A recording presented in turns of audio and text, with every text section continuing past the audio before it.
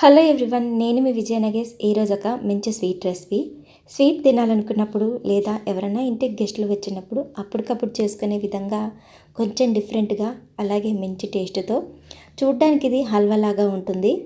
Taste కూడా చాలా బాగుంటుందన్నమాట. సింపుల్ ప్రాసెస్సే. జస్ట్ మన ఇంట్లో ఉన్న ఇంగ్రీడియంట్స్తోనే కమ్మటి స్వీట్ తయారు చేసేద్దాము.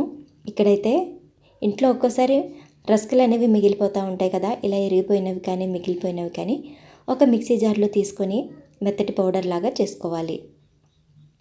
ఇక్కడ చూపించినట్టుగా ఇలా పౌడర్ చేసుకుంటే సరిపోతుందన్నమాట.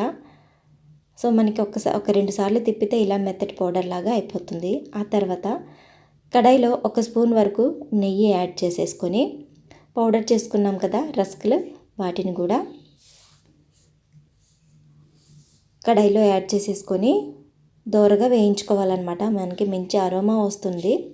సో ఇలా వేయించుకున్నాక ఇక్కడైతే నేను బెల్లం తీసుకున్నాను. పిల్లలు తినే స్వీట్ని బట్టి, లేదంటే మీరు షుగర్ తీసుకున్నా కూడా బాగుంటుంది.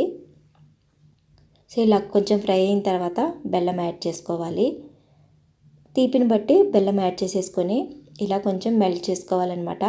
సో ఇది బెల్లం అనేది మెల్ట్ అవ్వకపోతే కొంచెం వాటర్ యాడ్ చేసుకుంటూ కొంచెం వాటర్ యాడ్ చేసుకుంటూ ఉండలు అనేవి ఏం లేకుండా ఇలా కలుపుకోవాలన్నమాట.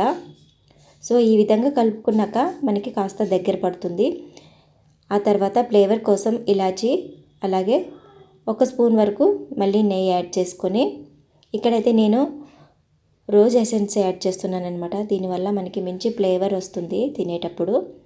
సో మళ్ళీ ఇంకొంచెం నెయ్యి కూడా యాడ్ చేసేసుకొని ఈ విధంగా కలుపుకుంటే సరిపోతుందన్నమాట, మనకి దగ్గర పడేంత వరకు. స్వీట్ అయితే చాలా బాగుంటుంది. తప్పకుండా ఒకసారి ట్రై చేయండి. ఇంట్లో మిగిలిపోయిన రస్కులు ఉంటే బ్రెడ్తో చేసినా కూడా చాలా బాగుంటుందన్నమాట.